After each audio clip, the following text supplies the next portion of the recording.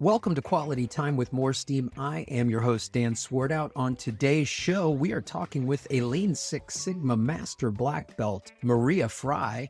Before we get to that discussion, I had asked AI, what is a Lean Six Sigma Master Black Belt? And this was the first part of the response.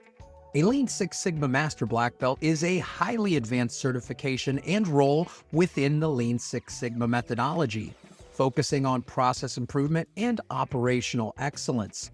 This certification represents the pinnacle of expertise in Lean Six Sigma, equipping professionals with the skills to lead and manage complex projects, mentor other Six Sigma practitioners, and drive organizational change. In this episode, we talked to Maria Fry about being a Master Black Belt, the role of a Master Black Belt, the certification process, the differences between a Master Black Belt and a Black Belt. So you, after this episode, you can go back and judge just how accurate AI is in its description of what is a Master Black Belt. And now, my conversation with Maria Fry and MoreSteam's own Lindsay Van Dyne. Today, we are lucky enough to be joined by two guests for the first time ever here on Quality Time with MoreSteam. We have Master Black Belt Maria Fry. Maria, welcome to the show. Hi, Dan. Thanks for having me. And we've got Lindsay Van Dyne, MoreSteam's Vice President of Marketing. Lindsay, welcome to the show. Thanks for having me, Dan. Maria, we are so excited to have you on the show, especially to talk about being a Master Black Belt. You are a renowned Master Black Belt in the field of process improvement. Want to talk a lot about that, but first, just a little bit about your background. You are from the Quad Cities originally, correct? I am. Yes. Haven't been there in a while, but born and raised. And then you went to Alleman High School. Did I say that correctly? Did. Well done. Yeah. Shout out to the pioneer. Alleman High School, where you were the salutatorian of your class? I was. You were an Illinois State Scholar and received the National Society of Professional Engineers and the Rock Island Rotary Club Academic Achievement Awards. Obviously a high achiever back in high school. Then you went to Notre Dame. I did. I started actually with aerospace engineering, which I loved, just a fun field for me. And then there weren't any jobs. So I switched to mechanical engineering my freshman year so that I could be gainfully employed, right? Which was the goal. And Lindsay, you went to Notre Dame as well. I did. Have the two of you ever talked about your experiences at Notre Dame, compared notes? I don't think we have, Maria. No, we haven't. I'm a few years older than Lindsay, right? So, things may have changed a little bit in the time, but great experiences, socially there, of course, and academically. So I know we've talked a little bit about the academic side before. We must have walked some of the same halls because I was a chemical engineering student there. Oh, yeah. Cushing Hall, you bet. And now, Maria, you have been a Master Black Belt for how long? Officially certified since 2003, kind of functioning in that role since the year 2000. There wasn't a whole lot of Master Black Belt places you could get certified, when this started, because I was sort of in on the ground floor when Lean Six Sigma started. So the Master Black Belt certification, the first one I found was 2003. What exactly inspired you to pursue a Lean Six Sigma Master Black Belt certification? So what I found was that I needed more systems thinking. I needed some extra tools to solve some situations, particularly technical ones that I was coming across. And I also needed better ways to influence people and figure out how to do the problem solving well in organizations, right? Because sometimes it works and sometimes it doesn't. And so early on, I really was kind of finding my way, how to change culture, how to make it effective. When is it the right tool at the right time? And so that's what really drove me to get the certification. Maria, can you explain some of the key responsibilities of a Master Black Belt as compared to a Lean Six Sigma Black Belt? Sure. I mean, there are some similarities, right? You're going to be doing projects, usually larger, across multiple facets of the organization, often global, so when you need those real change management skills and influence skills, to do bigger projects, broader projects for the whole organization. Master Black Belts typically run those kinds of projects. What they're also responsible for, though, is doing the integration and design of how this Lean Six Sigma will work effectively in the organization, right? So how do we fit it into the culture that we already have? How do I coach executives to speak with data and ask the right questions about our projects? And then how do I coach and mentor the people who are actually doing the projects to get them where they need to be, and effectively solving problems? What value has the Master Black Belt certification brought to your career? What have you noticed as a difference from before and after becoming a Master Black Belt? A couple things. I mean, you operate at typically at a higher level, in the organization. So your ability to influence big changes and make big improvements in organizations is really amplified at the Master Black Belt level.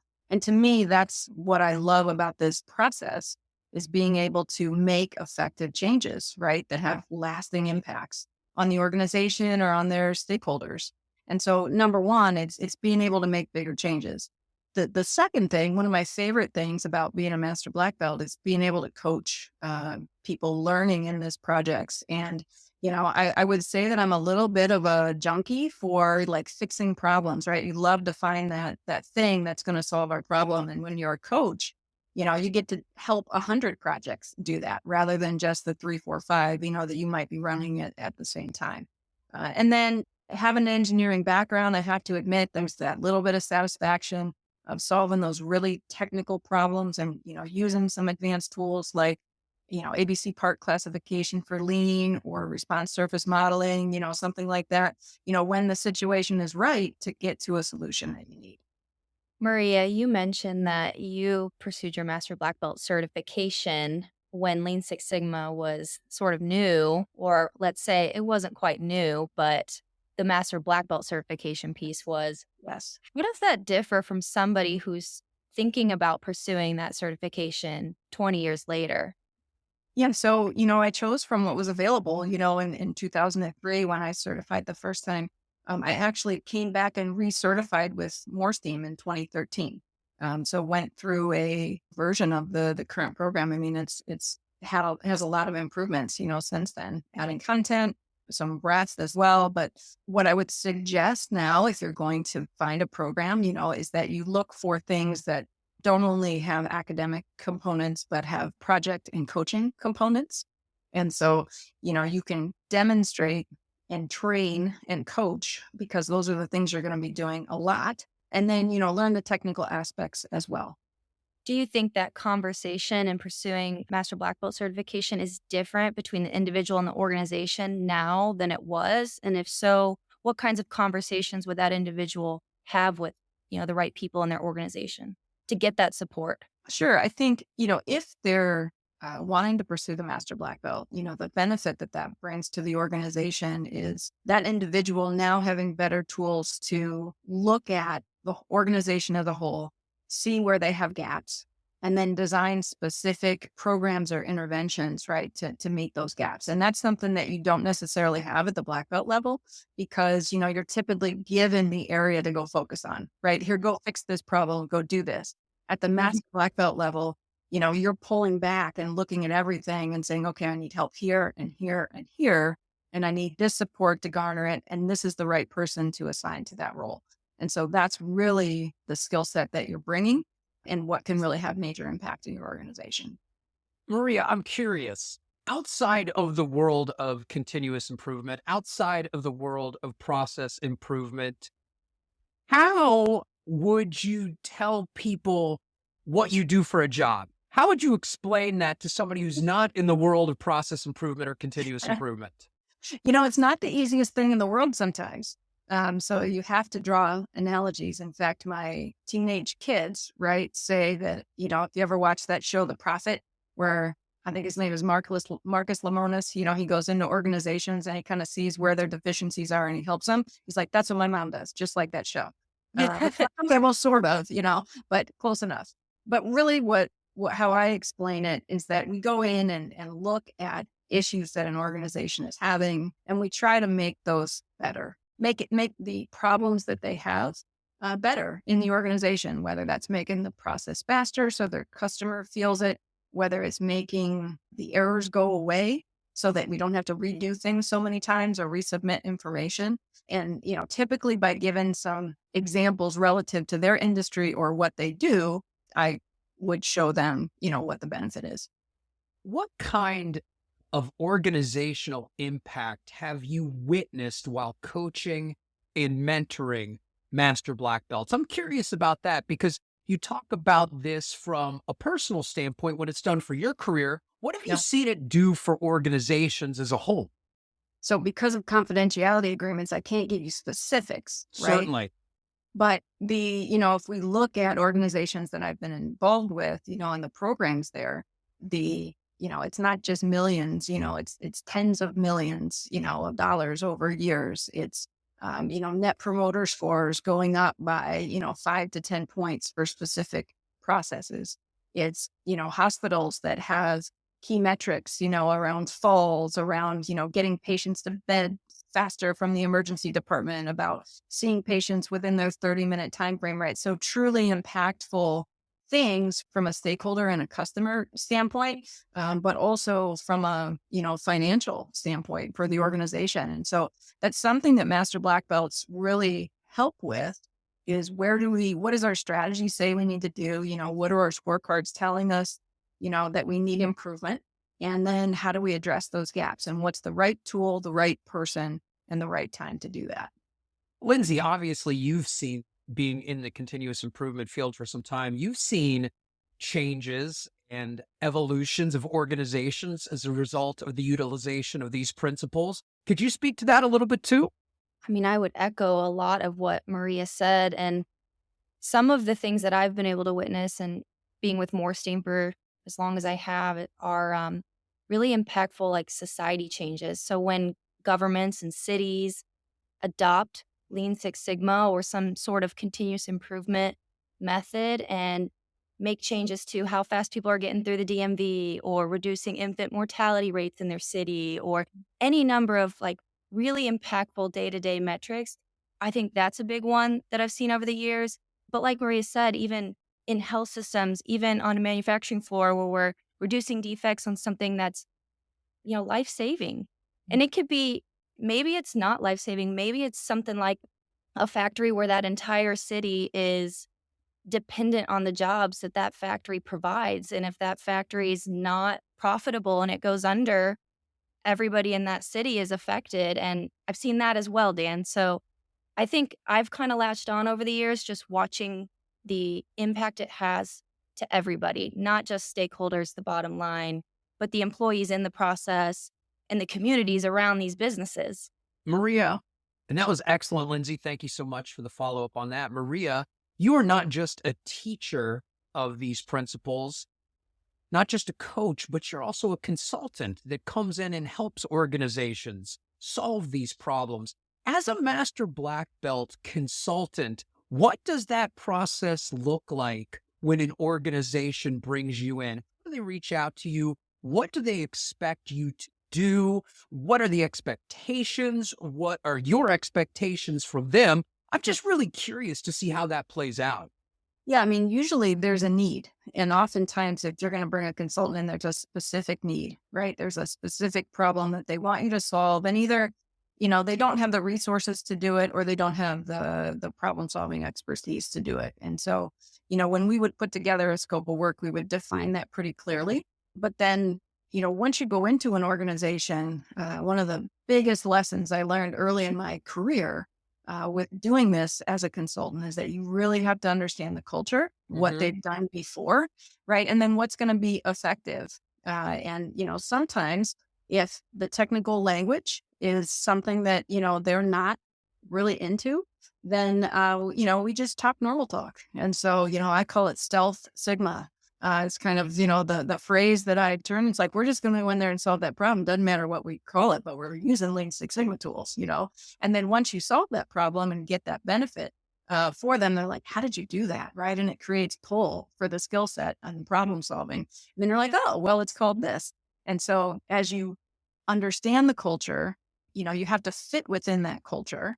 And then you have to use the tools, right, to achieve the results that you want. And that can be at the individual contributor level, all the way up to the C-suite, depending upon the problem that you're solving, and adjusting your language and adjusting, what is important to them and how you're going to deliver that, whether it's making someone's job easier and faster at the individual contributor level, or if it's improving the cash cycle, for a CFO who wants something to be, they need that metric to move for various reasons. Those are the things that we work on. So it's what problem are we solving? Who's your audience? And then you fit the approach to make it most effective in that organization. I love that stealth sigma. I don't think I've ever heard you say that, but right now you've heard it. Yeah, that's great. I got to do it before Dan does. Maria, I wanted to follow up on something you mentioned about your audience. Because when you're dealing with an organization, you are dealing with people who have varying levels of expertise in Lean Six Sigma, in continuous improvement principles. What strategies do you use to communicate complex Lean Six Sigma concepts to stakeholders with varying levels of expertise? Sure. When you have various audience, it is that golden rule. Again, right? Know your audience. Know where they're coming from a knowledge level. Know how they integrate in the organization and what's going to be important to them, right? So you keep them as a stakeholder. But typically, I make the examples relatable. I was talking about lean, last week with a group, who was a brand new concept for, and we were talking about the word Kanban. And so I was talking about how, I run my house on a 2-bin Kanban system. Basically, when something goes out, there's another one behind it and we order another one, right? And now I have teenagers, right? So that, the signals don't always get listened to, but, it's the only way things kind of roll, and so you have to make that example relevant and something we could all understand, right? I'm always running out of stuff. I have other people in my house, right? So how do we manage that? And so relatable examples, we use food examples a lot. You can learn a lot of lessons with some M&Ms. I could teach a lot of concepts with that. And so, by using those, everyone knows what this is and you make it kind of fun, and so building that connection and that shared example gives them something to draw on, something visceral, right? And then you can take them to the next level and kind of teach them the things and relate it back to their process, and the problem they need to solve. Maria, I have a teenager as well, so I might need some additional stealth sigma techniques to get things moving at my house. I'm not saying it's perfect, but it's better than nothing. So Maria, you've been at this a long time. You've been certified twice. You've been through the process. You also coach the certification process, teach the certification process. What does the Master Black Belt certification process look like? Sure. So there's some online coursework, and Lindsay can tell us the exact names of those courses, but there's basically, some advanced lean, some advanced Six Sigma tools, some statistical tools. And then there's also a lot of change management, right? Because as a Master Black Belt, you do need the advanced tools, but boy, do you need those influence and change management skills as well with people, and with higher level groups in the organization. So it's e-learning, online learning. It's a week in the classroom for advanced lean skills, a week in the classroom for advanced statistics. And then at the end of that, it's a portfolio review. So once you do the academic stuff, the e-learning and the classroom, we want you to demonstrate that, you know what you're doing from a black belt level. And, what that looks like is a review of usually 5 projects that you've done yourself. And we want you to show the body of knowledge that you've done, design of experiments, hypothesis testing, all that fun kind of stuff.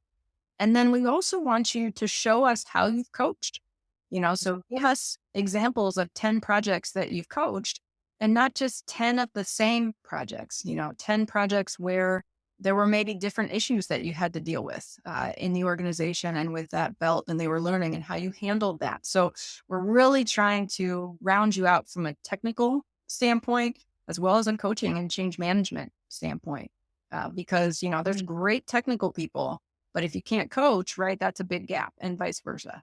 And so trying to hit both of those, through the Master Black Belt certification program. Lindsay, do you have anything to add to that? I found that fascinating. And obviously, being on the MoreSteam end, you know quite a bit about the curriculum and what the process looks like as well. Yeah, I think Maria described the process really well.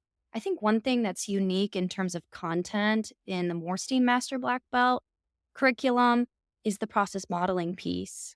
And Maria, maybe you would be better at talking a little bit about why we chose to add that process modeling piece and how that helps candidates in the Master Black Belt certification process beyond certification. Sure. So Morstein's modeling tool called Process Playground is really it's a differentiator, in the process modeling world, because typically those programs are really expensive and, from personal experience, they're hard to learn. Process Playground is very easy with like a drag and drop, you add criteria and not getting too deep into it, but, what it essentially allows you to do in a very easy way is mimic what your process is doing now.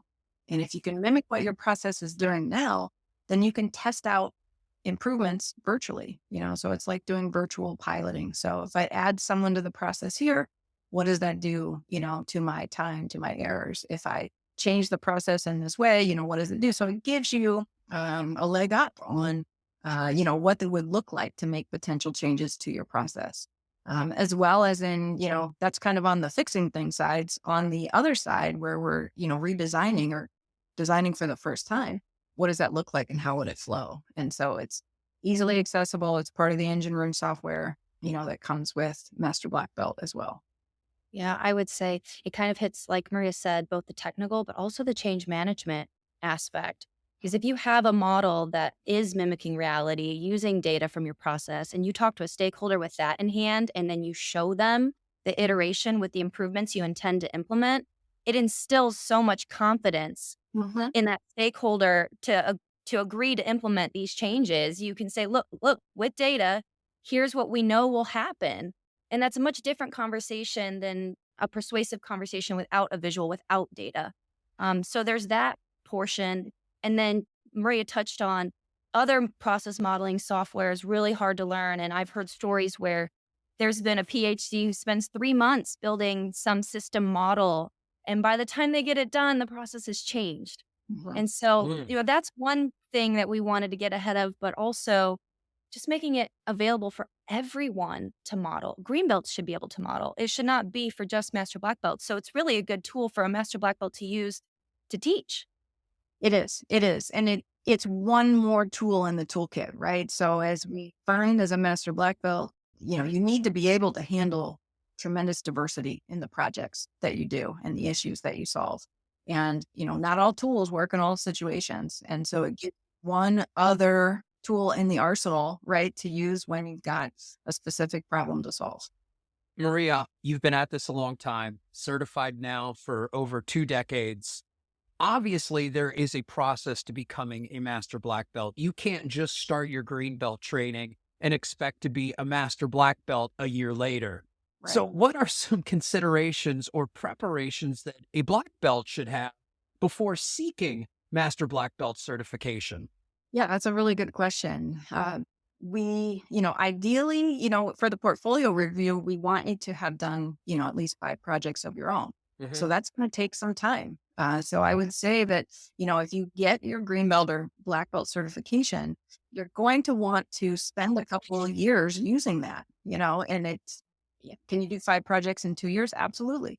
It might take longer, it might take less, but we want those projects also to be a little different, right? So what I would say is that if you've done 5 projects and they're all really similar and you've used, a good portion of the body of knowledge for black belt or green belt, then go pick one in a completely different area.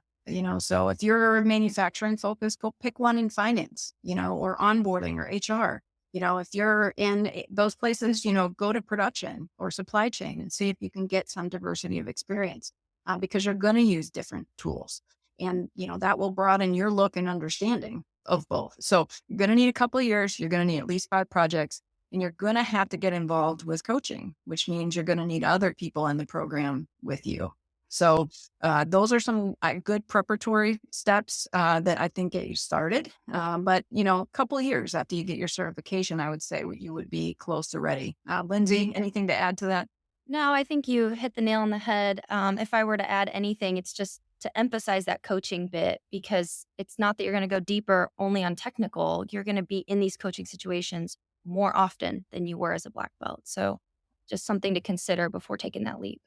I want to give credit where credit was due. You said that was a really good question, Maria. Lindsay wanted me to ask that question. So I'm going to give credit to Lindsay for that question. Giving credit where credit is due. Thank you, Dan. I'm not taking credit for Lindsay's work here. Maria, one of the things you hear about from people who talk, who teach, who coach is learning from mistakes. What are some mistakes you've seen from people going through the Master Black Belt certification process? Some mistakes you've seen that maybe you can share so that people can learn from those mistakes and not repeat them as they go through the process? Yeah, that's a good question. That one's mine. That one's mine, Maria. That one was my I'm giving question. you props as well. Okay. Yeah, and you get good questions on there too. You've had a couple others as well. So, let's see, mistakes. I think taking too long to go through the process, everyone has a lot on their plate. And so if you're going to start the program, I would make sure that you get agreement from your leadership that you're going to have the time dedicated to do it. Attend the classrooms and not have too much of an interval in between them. And then balance that with your project work. Because if any of those things is out of sync, leadership support, too much project work, or, no dedication to the time, then, it's going to give you maybe a non-stable platform to finish. And as it relates, Maria, to Master Black Belt certification, what conversation should a person have with the appropriate people in their organization? If they are looking to go through this process, who should they be talking to? What should they be talking about? Do you have any insights on that you could share with us? Certainly their leadership, their boss, because they're going to have to give them the time, and dedicate one. So, if I'm the boss and I'm hearing the request for Master Black Belt, and there is some time, there is, the on-site courses, as a boss, I'm going to think, well, what do I get out of this? Okay. So that's really what you need to think about as you're presenting that to your leadership. And so, what I would say you get out of it is the ability to solve bigger problems. Right? The ability to start to integrate this into the culture of the organization, amplification of your coaching skills, not just of the contributors and the project doers, but of the executives themselves, right? Because if your executives aren't asking the right questions along the way, then your initiatives can go a little slower. But if the executives are asking the right questions, I can coach them and give them some tips, right, to do that in a better way. And so you can hit on a lot of those points of how it's going to help the organization specifically, maybe even suggest some areas that might be good projects, for the Master Black Belt to do, or you to do while you're in the program, things that you see.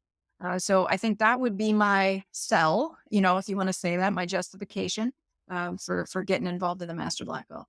I think that's a great idea to mention projects, anticipated projects that you might be able to tackle.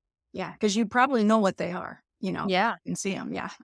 Now, Maria, being in this field for so long, having so much experience, obviously you've run into some misconceptions about the role of a Master Black Belt. Can you share some of those misconceptions with us? I think the big one is that you're doing a lot of technical stuff all the time. And certainly there are some Master Black Belts, in larger organizations where you have multiple Master Black Belts that can specialize in technical. But I would say the biggest misconception is that it's all technical and not people. It is influencing people. It is figuring out what works well in an organization. It is, driving results and communication and coaching those projects, to conclusion. So as we do this, yes, I do some technical stuff and I know how to do it, but I'm not going to lie. If I haven't used it in a year, I'm going to have to look it up just like everybody else. But what I spend most of my time on is people and process and culture. Maria, you mentioned this now twice, the idea of influencing. And Ken Robinette, who was a guest on the show previously, mentioned that as well. Could you elaborate on that, the idea of influencing and how you go about doing that? Sure. And this is probably the second time I mentioned this, but I think about it every single day. Who is my audience and what do they need?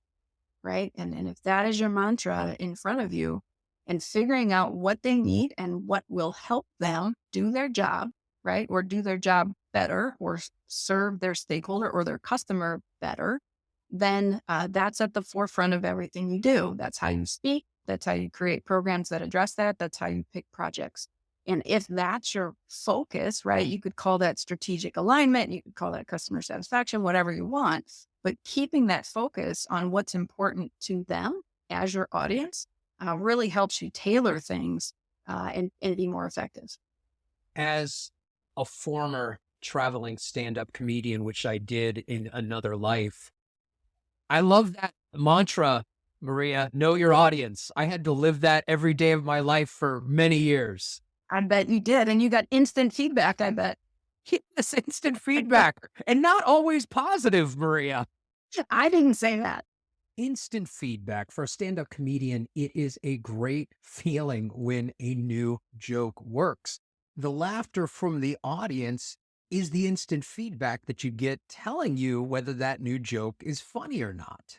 And we would love some feedback to this episode of Quality Time with MoreSteam, but please do not send that feedback to us until after this short break. MoreSteam's enterprise process improvement platform includes the tools, training, and software you need to transform your organization into a problem-solving powerhouse.